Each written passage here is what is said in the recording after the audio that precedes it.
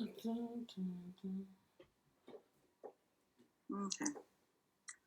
I found the problem. Turn it back on.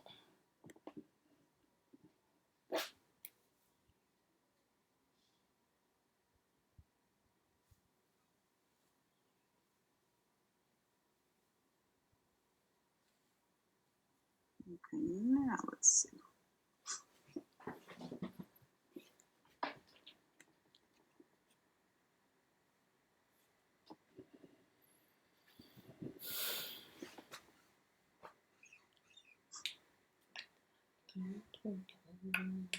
Oh, I need some water.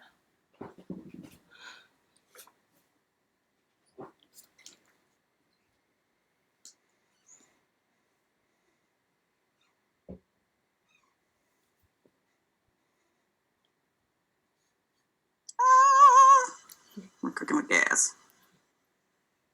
Yep, it's streaming now.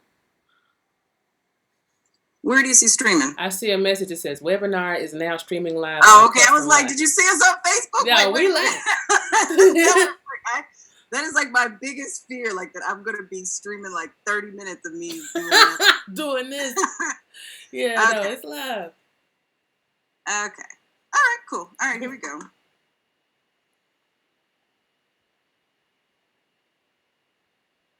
It says stop. It says I don't know what's happening. There we go. Okay, here we go. All right, 10 seconds. Okay.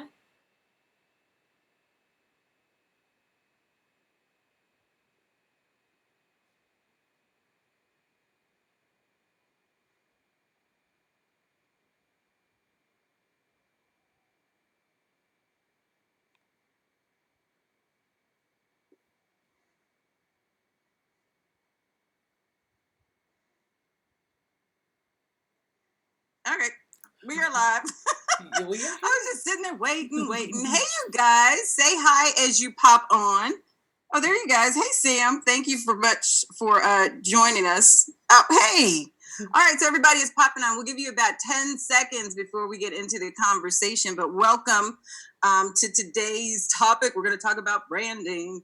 Now, I am not an expert in branding, so I had to call in the big guns, but I love branding, so I love to talk about it. So I am super excited about our guests. So just tell me where you are, where you're watching from, what city you're in, what you're up to as we give it a couple more seconds, and then we are going to get started.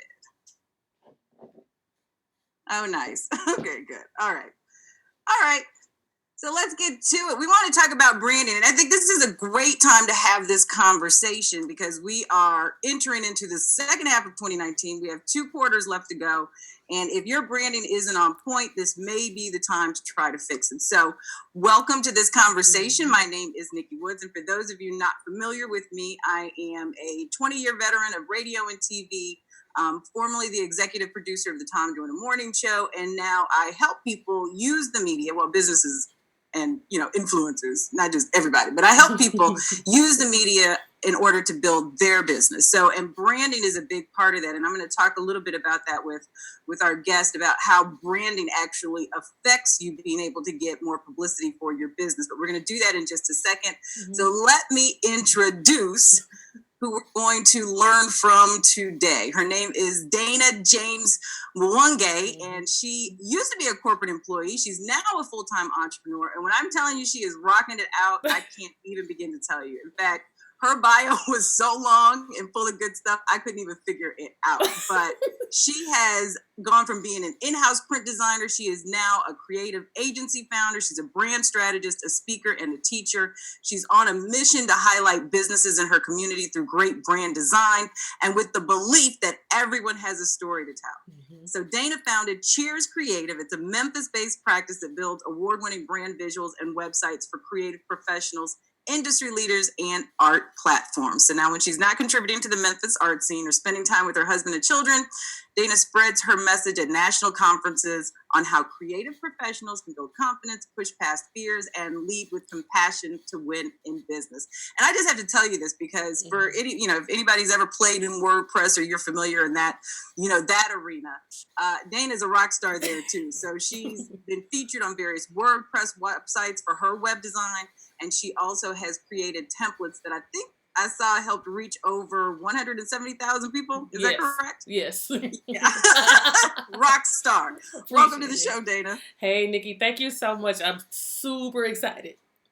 I'm super excited too. I tell you, I love talking about branding. And I think it's probably one of the misunderstood areas of marketing and things that you need to get your business out there and visible. Right. So tell me, like, very basically, what is a brand? So what is a brand? The truth is, everybody already has a brand. You have a brand. People have brands. Cities have brands. Countries have brands. Animals have brands. You know what I mean? Right. And so things, you have a brand, okay? And that brand is a combination of what you make people feel. It is a combination of your promise and how well you deliver on that promise. It's the nuts and bolts and the essence of what you are putting out into the world and how people are receiving it. I think what happens is people get brand visuals mixed up and say, okay, that's my brand. I got my color. Yeah, I got my color, y'all. And, brand colors and fonts, those are indicators as to who you may be. Just like my name is Dana, but there's no power in my name unless I give power to it. And so that's what we teach businesses. That's what we teach business owners. Like, let's find out what you stand for and blast that out so that we can assign visuals to what that means, and not just something based on your personal preference per se, but now we're also talking about helping you stand out in this huge digital online space. So yeah, that's at play too. Which is crazy. And I think you make a good point that everybody has a brand, whether you are intentionally branding or not. And so if you don't decide to put together a strategy or work with somebody like you, Dana, we're putting all sorts of mixed messages out there about what our brand stands for. Right. And what ultimately happens when that happens. Right. You get a lot of confusion. Get a lot of no clients and clients because they don't. Nobody can figure out who you are. Nobody can figure out who you are. They don't know what to go to you for, and they become confused, and they don't have to wait anymore. So they move on. It's millions of options, so they just move on. That's so amazing. So, do you think that most brands reflect the person? It seems like the more people I talk to, that like your community. And the people that attach themselves to you really are closely reflective of who you are as a person. And maybe that's the energy you put out. I don't know. Do you ever have to, I guess, try to tell a client, like, that's not your brand? Like, you may want that to be your brand. Oh, absolutely. Absolutely. Yeah. I think a lot of times you get clients that'll say, and a lot of it falls on the strategist and the designer to educate on what it means for you to have something that's truly yours. And so a lot of times a client may say, oh, I want my logo to look like this person's, or I want my colors to look like this. I want my colors to look like that. But, my thing is this, if I'm coming to you and I'm trying to extract what the magic is in your story and truly trying to figure out how to position you in the marketplace, the worst thing I could do is make you look like somebody else. So, if I don't know, nobody's doing this, but if I'm going up against McDonald's, the last thing I'm going to go do is try to have a logo like that and try to have colors like that and messaging like that, because what you're looking at is billions of dollars that have been spent on that particular message, and a lot of testing and a lot of seeing what works and what doesn't for that particular client. So it's in our best interest to give you something that works for you and also helps you to stand out. So for instance, if you want to, let's say you're a public speaker and you are a consultant that helps women-owned businesses. For the most part, a lot of those brand visuals look the same. You got the pastels, you got the glitter, you got all that other stuff. You know what I mean? And if I give you that, what you are asking me to do is hide you in plain sight. Literally. So, it's my job to push it a little bit, okay, and give people Wow. slightly something unexpected, and so you can stand out. Now that's amazing, and I want to go back to your reference to McDonald's because I use that as a reference as well. And I mean, if you look at McDonald's, I mean they've been around since the 1960s, Right? And their brand obviously has grown and matured, but it really hasn't changed all that much. Very slight, changes. I mean, you could look at a McDonald's in 1960 and be like, "That's a McDonald's." Right. You know what I mean? And so for me, that's just a testament to how much time and money you really have to put into a good brand. Right. Because you want it to be able to grow for 60, 70, 80 years. Right.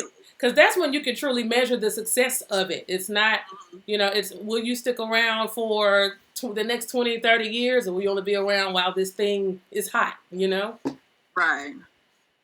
Oh, everybody's like, yeah, she's so good. Yes.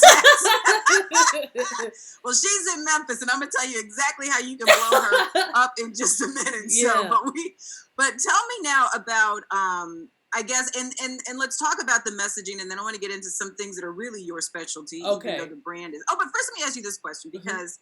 You seem to be very creative. Obviously, you have Cheers Creative. That's your company. How much of a brand is art and how much of it is science? Oh, boy. Woo-hoo. So I put it like this. I am me. I am my actions. I am how I treat people. I am how people respond to me. Okay? And my name is just the icing on the cake. That's what the visuals are. You know what I mean? And so it's more how you treat people, it's more how you deliver, it's more how consistent you are on delivering your products and your services. And then, and I'm going to tell you something. As somebody who comes from, I got a graphic design degree, and I was taught, make everybody's visuals this, and that, and I believe that. But what I now know is building a real structure for your business comes first. So in my opinion, if you want to call that the science part, that's what you got to do. Like, what do you stand for? A lot of people don't even know what to do next after somebody emails them. Real talk. There's no system. Oh, so you work on that kind of stuff too. So you work on the delivery so that the brand promise. Right. So let me tell you. Right. Wow. So I'll tell you how it got this way. Again, wow. I got a graphic design degree, right? And I'm out here doing logos, business cards, and this, and that. So about 11 years ago or so, that's how I started out. But I noticed that it wasn't enough to keep people in business. It wasn't enough. And I also noticed some of those clients I took didn't have a structured thing in place. Now, fast forward, I've learned and this, and that. Some of the best clients I have ever had were the ones that did not wait on me for a logo to get started. They did not wait on a website to get started. They came to me with testimonials. They came to me with a refined concept, a refined idea, and was like, okay, now it's time to put a visual face to that thing. And so I said, to make sure I'm truly designing something that works for you, I truly have to be interested in the health of your business. That is such integrity, I think. Because I think coaching and consulting and, this space has gotten such a bad rap because people, I say the same thing. It's like, I can't get you PR if your website is still in 2014. It's true. Or you don't want to be on social media or you're talking about your cats on your timeline. I can't get you media. So I spend so much time helping them with those kind of things and putting sales funnels in place. So media leads to the money and you're not just on, the media talking and it doesn't go anywhere. Right. Because what's the point of getting all that publicity is so there's something for people to go to. And on my end, creating those visuals is leading people to take a specific action. So, if I create a website for you and somebody emails you and you don't have a system on where that email goes, what's the point? It's beautiful, but it's not working for you. So then we started thinking about how we can make graphics and websites that actually work for you. A website that's like your virtual assistant. A website that's like your employee. You are like my twin flame. Yeah. And it's awesome. A lot of designers would just say, okay, what you got? You want to do this? Okay, well, let's do it. And you pay me, I'll get it done. Yeah, and I'll get it done. And now you're stuck with something that might be nice looking, but it does not work. Yeah, that's awesome. And so what is that process like then? Because I think one of the other things that I kind of grapple with is I get so invested, in my clients, because obviously we're not successful if they're not successful, right. But it's like I want so much for them. What is that process like? Because I'll tell you a quick story. Like when I first, had my branding done, literally it was like a 20-minute consultation call, and then they sent me some colors and some logo suggestions. And then when I got it done again, I mean, it was like a 20-page document. It was like, you put your logo here, you don't put it here. I mean, it was intense. Yeah. So what is the process like in working with you to build a brand? Right. So the first thing we do is we get all in your business and we ask a lot of questions. And the questions we ask, we don't ask about colors and what logos do you like, because none of that stuff doesn't matter. At this point, I need to know what your goals are. What is your price points? How well do you sell your highest paid product? What do you stand for? What is your business name? And we'll tell you if the business name works or not. Because a lot of times people get a great logo design for a business name that's jacked up. Like there's a science to having a business name that is going to pop and that is going to have some staying power. So we start with a brand discovery, okay, and that's when we're asking you all types of questions, and then we're looking through your social media, we're looking through your past results, we're looking through your sales, we're looking through testimonials. How well are you performing on social media? What's your engagement looking like? We look at who you say your competitors are, because sometimes the people sometimes people identify competitors, and I'm like, but if you niched down, they wouldn't even be your competitors. Your competitor. And so now, like for instance, I have a good friend of mine. He also has a design firm right in this city. But he is not my competition because he only does design for progressive black politicians like Maxine Waters. Like really, like that's what he does. I'm not in that people arena. People are so scared of that, Dana. Yeah. And so speak to that a little bit. They're so scared of niching down. They figure if they talk to everybody that they'll get everybody, but even Oprah doesn't have everybody. Yeah, you can't have everybody. Talk about that. So you have to ask yourself, how many customers do you really need? You know what I mean? If you're talking to everybody, you've heard this a million times, you're talking to no one. And from a strategist and a visual design standpoint, we can't design for everyone. Not everyone wants the same things, and that's okay. And so it's your job to find out who wants those things and design for them. And you will find that you will make more money, and then your marketing will be more simple. And it'll be more powerful because you're going after one audience, okay? One audience. And you're selling them a very specific product that you know that they need. Right. Okay. So then everything becomes just more powerful and a little bit easier on your end. I can't market for, somebody who's trying to reach the elderly,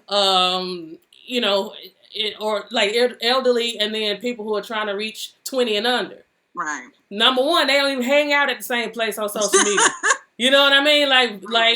Like, are you prepared to really market to those markets at once? You know what I mean? And so the people that you do see that serve everybody, Amazon, okay, but they started back when 90-something. They didn't start at the top serving everyone. Starbucks used to just sell coffee beans. You know what I mean? And then they added things. I like what Oprah said, you can have it all, but just not all at once. Not all at once. Yeah, And so that applies to you too. If people don't realize you can literally kill it out here with started off with one product and one customer profile, and then add gradually over some years. You do not have to offer everything at once, because everything you offer is like a baby. Every time you put a new product out, that's another baby. It is your job to nurture, market that baby online. Where you got 20,000 products, you got to find some kind of way to dote on those products equally online. That's very hard to do, Yeah. Yeah, it was so funny. I had hired a social media marketer, and she had posted something on my Facebook about it said something, and then it said squeals, and I got so many inboxes like, Nikki, you don't squeal. I was like, I know I don't squeal. Yeah. But it was so, because that's how solid the branding is. Yeah. So people know, like, you're not twirling, you're not squealing, Right. you're not doing any of that. Right. And so I think it's interesting, like, people, they just kind of float. They see somebody doing something and it's hot, so then they want to do it. And I think, like you said, I mean, talking to the uniqueness of who you are is really important, because I don't want to be one person online and then show up at a speaking engagement and you're like, who are you? Exactly. Where'd you come from? Right. And so that's the thing. Like, however, especially when it comes to branding for an individual, like however you are on that stage is how you need to present yourself on your website. A lot of people start talking all theoretical and like a professor when it comes to the website. We specialize in and we cultivate. And I'm like, you need to pretend like everybody is 10 years old.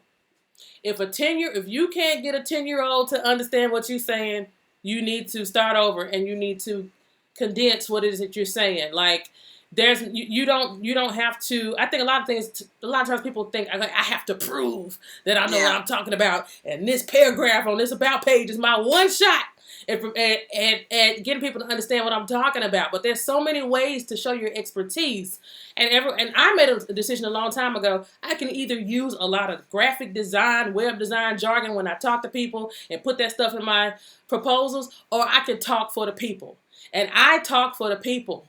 And people understand me, and they pay me, okay? I'm talking to them in a language they understand. I'm not here for you know what I mean? I'm here to serve the people, and so I think that's a decision a lot of business owners need to make.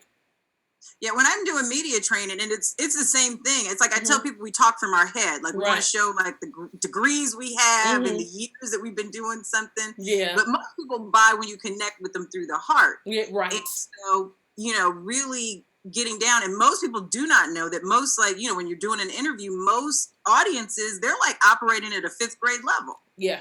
And so when you start speaking stuff that nobody can understand, you really aren't going to get a client. Yeah.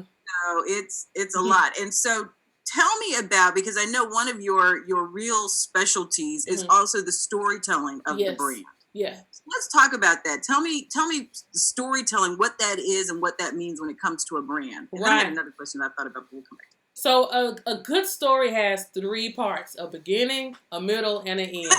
And the higher you go up, like you start getting speaking engagements and being in magazines and you start getting press and all that other stuff, the higher you go, the more due diligence you got to do to tell that beginning in a way that people can relate to it. Okay? And why do we use storytelling?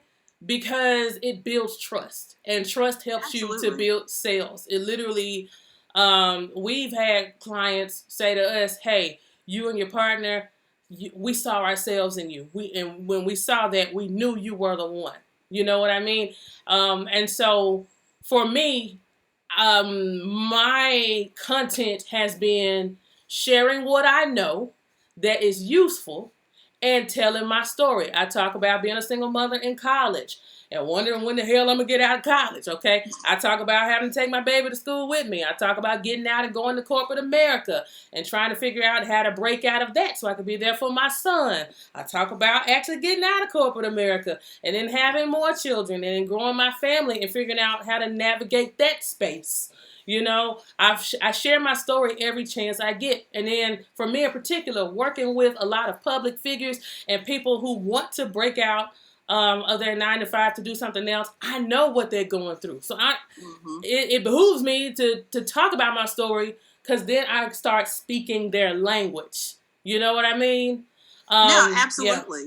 Yeah, absolutely. And I think the storytelling for me is so important, because I think that if you look at people at a certain point in their life, like, you assume that it's always been like that, like they've always been, like, successful, or they've always been, like, making money, or they, and so it's like, when you tell your story, then, like you said, they can relate to you, they can decide if you're the one that, they want to work with, but that's when they really connect and they become more than clients. They're like fans, right? Like, they want to support you, they want to be a part of you, and I think that's like when the real magic happens. Yeah, because now you're forming community. You know what I mean? Because you're sending out almost like a Batman signal, like, this is where you belong. I know what you're going through. I know what that feels like.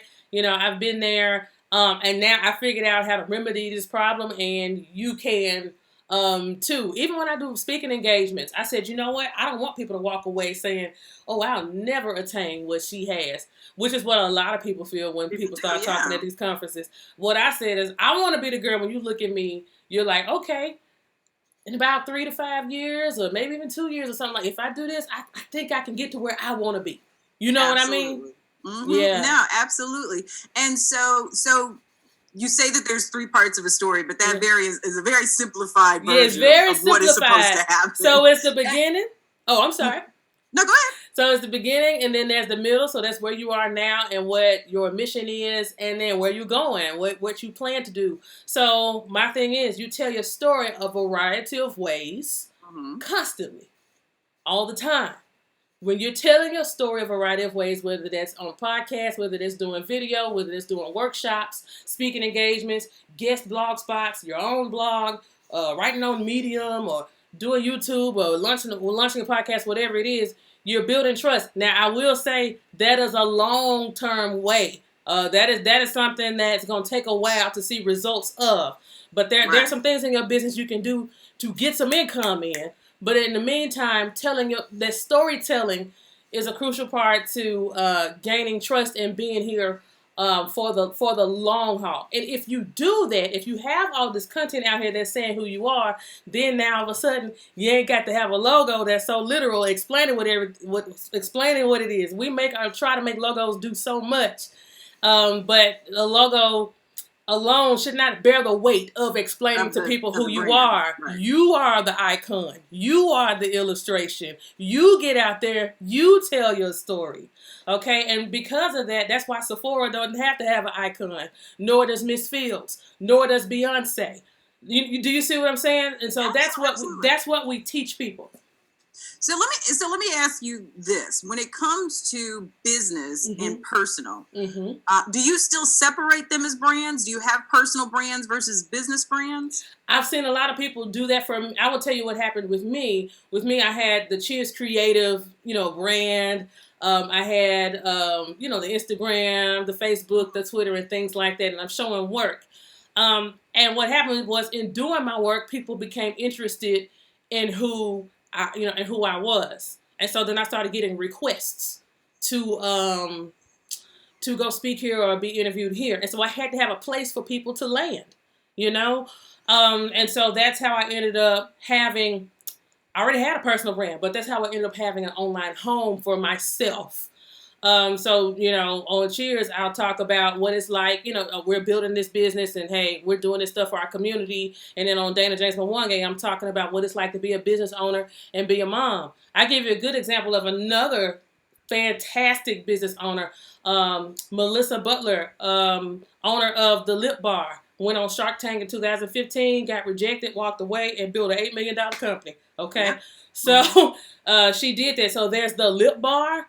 And then if you follow her online, there's Melissa Butler. And that's where she shows what it's like to build a business, to have to fly overseas to go check on product, or what it's like to have to get everything reprinted at the last minute, or showing clips of her TED Talk.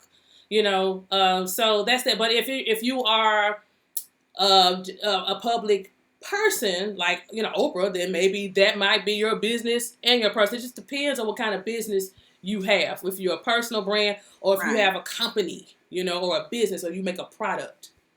But I think it's interesting because I will tell you this, because I've always been my brand, right? And so that's when, when we talked earlier, I was like, I've never really relied on a website because I've always just been out there and accessible, and nobody really had to go to a website to figure out what I did or who I was. But now when you really try to build a business and you try to build a scalable business, people are like, well, where's Nikki? There's other people for you to talk to. So it's kind of like sometimes a double-edged sword where, if you are the face of your business, everybody expects you to show up all the time. Yeah. And that's not really realistic if you're trying to build your business, and scale it up. Right. It's a definite balance, trying to balance, personal and business. And it's something that you're not going to get right overnight. It just is what it is. So So we have one question about how branding affects SEO. Like, what's the impact on branding has on SEO or search engine optimization for those of you out there that don't know what SEO is? Right. So that's why I always say it is important to have a website. You know what I Well, mean? yes. Like, now the truth is, you're a veteran, you've been around, you're gonna get inquiries, you're gonna get sales, you're gonna do that because you've done the work, right? But eventually, you want to have something online that is that where you can catch all that traffic and have it go through an organized way that takes work off your back. You know what I mean? So that's why that is important. And I will even tell you this, like when it comes to SEO and things like that, me being out there like telling my story, a lot of interviews and things I get, and I ask them, where did you find me? They say, I just typed in Black women in tech.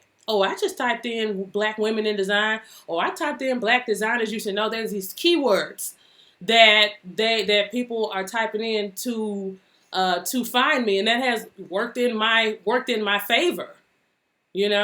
So that type of thing is very showing up is important for you to make a dent online. Period. Oh no, yeah, absolutely. Yeah. And I tell people all the time, it's like because the media needs to find people. Like Right. they need people. They constantly need people. We're in this voracious, obsession with facts and news and knowledge. And so the media is constantly looking for people. But if you're not doing anything online and if you're not properly branded and if your SEO is not, pointing people back to you, they are not going to be able to find you. Right. And so there were many mornings where I was just literally typing in Black women in tech, stuff like that just to find certain experts. Yeah. And so you've got to pay attention to all that stuff. Exactly. So how often do you suggest that people, and then we're going to take some more questions before we kind of wrap it up, but how often do you suggest people kind of look at their brand and tweak or what? Right. So you're going to constantly do that, right? It's almost like, it's a good thing to maybe get headshots, every year or, every 6 months, right? Things change. So let's say you just started your business, right? Let's say it's going really well, and so now you got testimonials, and now your product is refined, and maybe it's at a different price point, and maybe now it doesn't have as much stuff in it as it used to, and now it's more lean and it's worked out and stuff. So now your business has gone from point A to B. You know what I mean? But if you don't stop and assess what is happening and how to move forward, you're gonna still market like you at point A.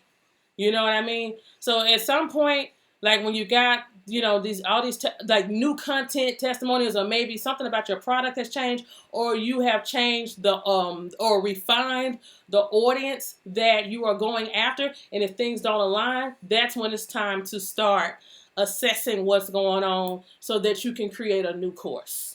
And that period is different for everybody. It could be 6 months, it could be a year. It just depends. Now, I totally agree, but I always tell people, you really need to have somebody else assess it. Like, I think it's really hard for you to assess your own brand. Absolutely. Because what happens is we hear stuff, like, it's like when you're writing a book and you miss all these words. It's like, because you see it in your head. And so you know what's supposed to be on the paper, but it doesn't always make it. Right. And I think that's the same way with the brand. It's like, we think we're very clear about, expressing who we are and what we do. Right. And it's true. Like, I could go to the gym and I could work out. I could do jumping jacks. I could do the things I know I need to do to work out. Or I can pay somebody who knows the limitations of the human body, who can stretch me past further than what I thought I could go, so that I can get some real results and not hurt myself. Okay.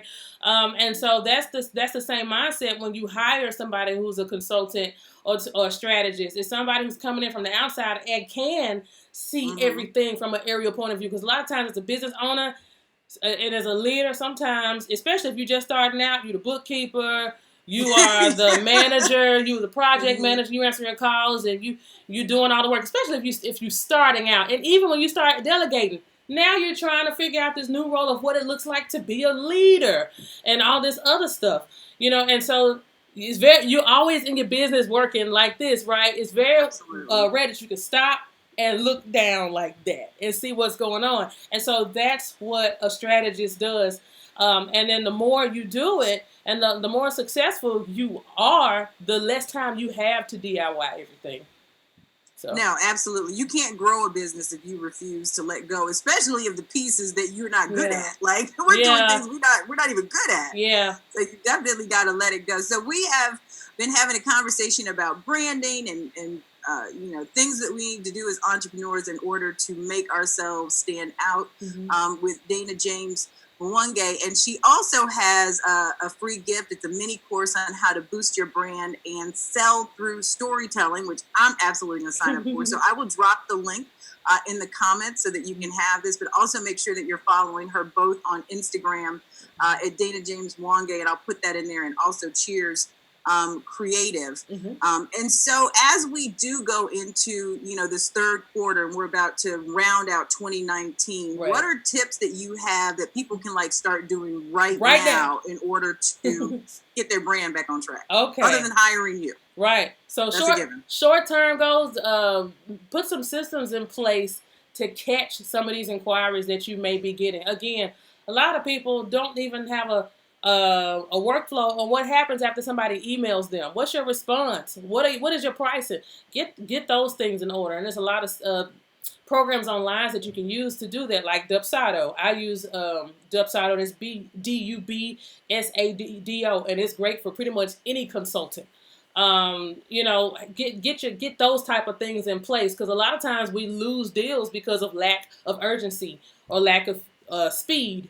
So get those type of things in place, and you may see an increase in income just from that alone. Also, it helps you to have better customer service, because people are surprised at how fast you're responding and things like that. Start on that. Do that, okay? And then online, stop looking at everybody else, and as far as I have to do exactly what they are doing. They have something that I don't. The only thing that they have that you don't is consistency. That's it.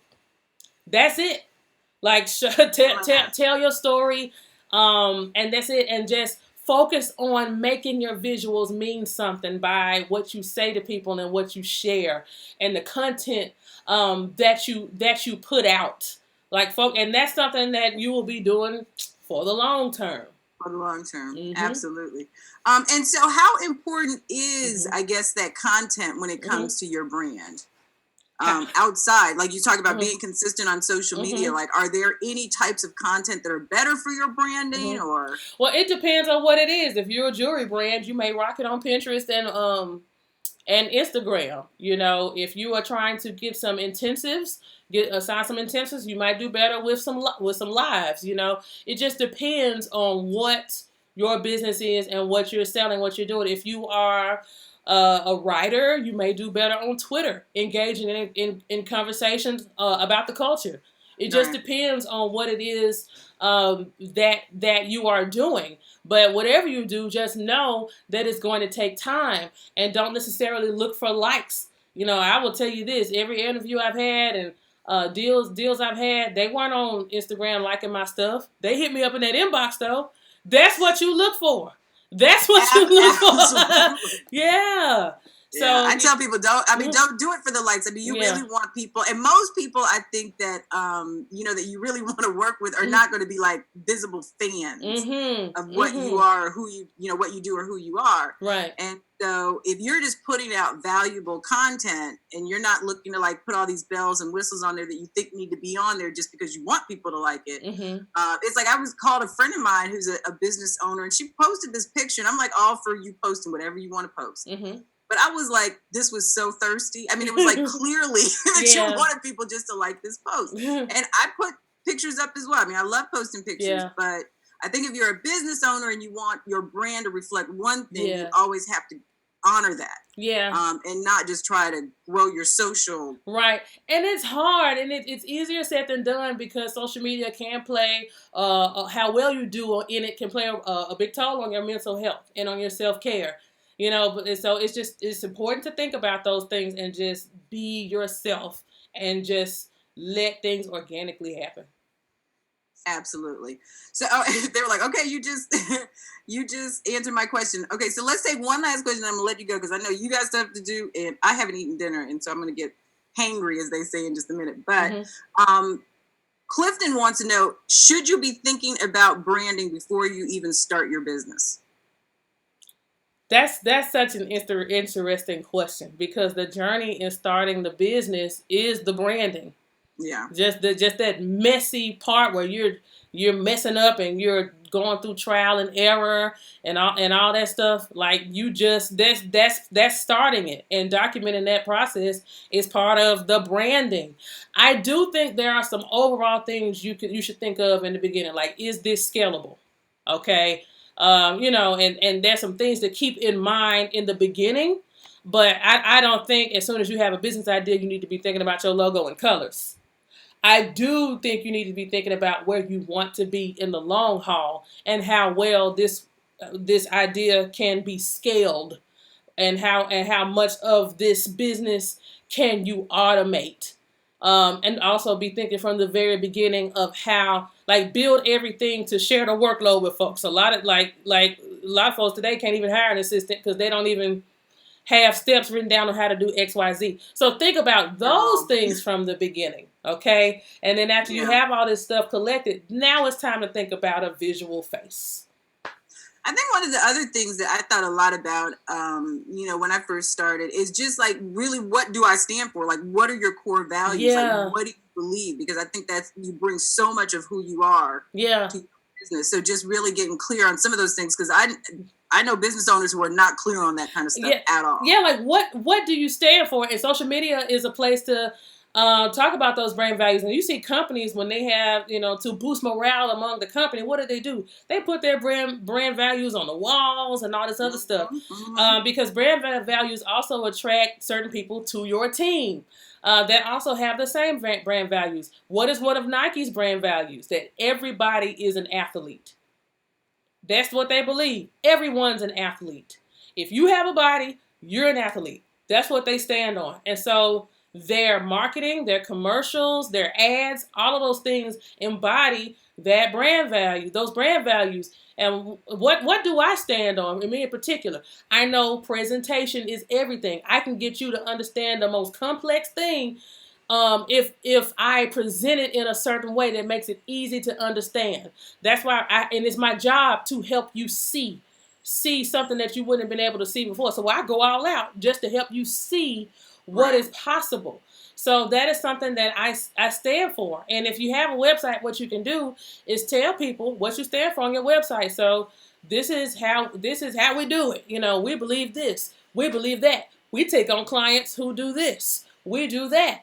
We love this, and so that right there, if you read this book called Book Yourself Solid, it talks about creating a red velvet rope policy for your business.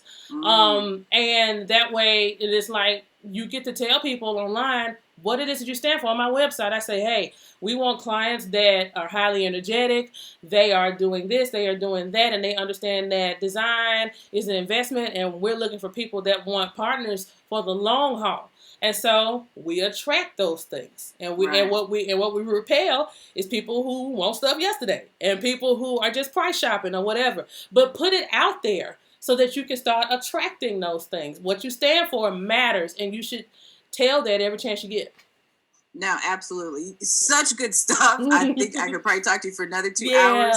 I am so fascinated by you and what you do and how you operate in so many different areas. So I really appreciate you joining us and being so open and honest about, what we need to be doing as entrepreneurs. So I really, really appreciate you. Yes. Thank you so much for having me on. I loved it. I enjoyed it. We could talk for more time, but absolutely. I know we got to go, but I enjoyed it. Absolutely. And so I will put Dana's information in the comment section so you absolutely connect with her and follow her and learn more about who she is and what she does.